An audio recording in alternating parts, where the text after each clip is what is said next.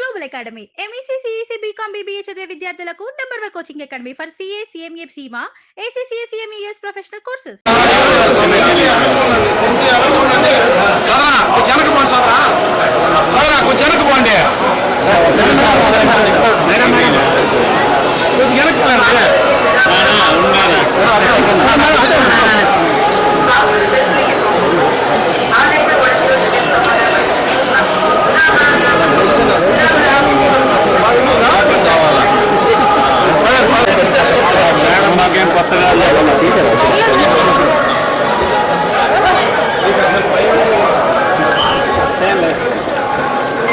बारा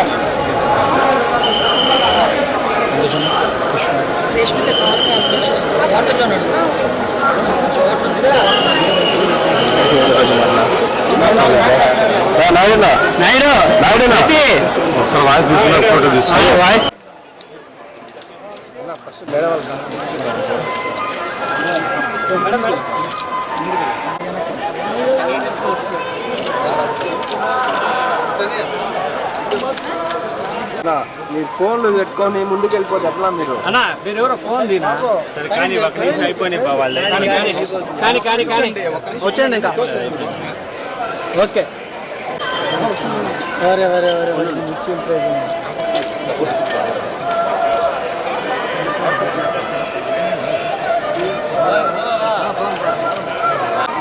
అంటే మేడం అట్టా వచ్చాను మేడం ఇంక ఫోటో షూట్ అయిపోతుంది అక్కడ వచ్చేసి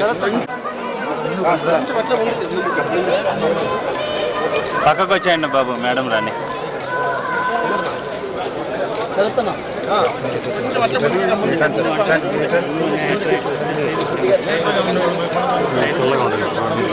నీళ్ళు అడుగుతున్నారు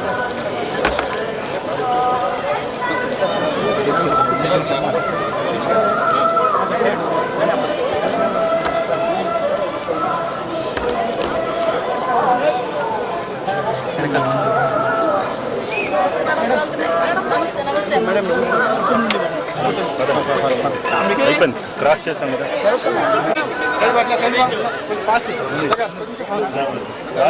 కొద్దిగా తేడం అయిపోయింది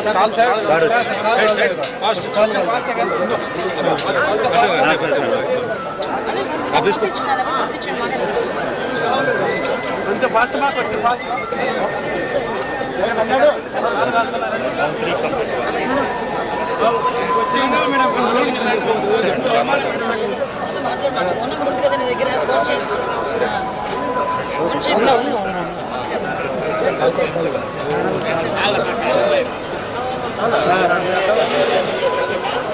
నన్ను అడ్డం వస్తాను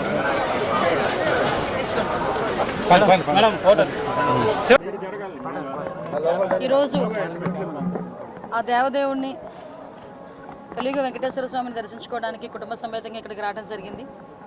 ఈరోజు ఆంధ్రప్రదేశ్ రాష్ట్రంలో నిజంగా ప్రజలందరూ కూడా ఊపిరి పీల్చుకునే పరిస్థితి సమయం ఆ దేవదేవుడు ఇచ్చినందుకు కృతజ్ఞతగా ఈరోజు ఇక్కడికి వచ్చి దర్శనం చేసుకోవడం జరిగింది.